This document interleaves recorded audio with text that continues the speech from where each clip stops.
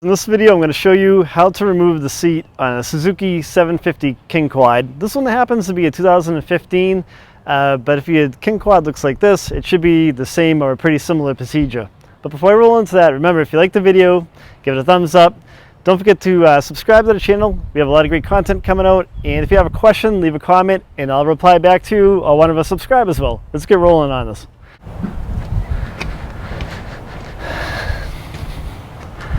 So I happen to have a two-up seat on my King Quad. Yours may not have this.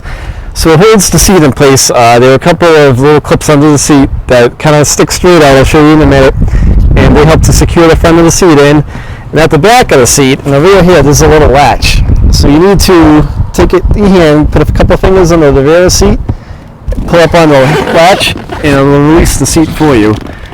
And on the bottom, you can see the two tabs I was telling you about that poke out and they go into the front of the four-wheeler. To correctly put the seat back in, there are two openings. One is here and one is here. And these two tabs are going to slide into the openings to hold the front of the seat secure to the frame of the bike. So you can put it down there, tip up on the rear of the seat, and you can give it a little tug. Make sure those little tabs are secure in there. They are.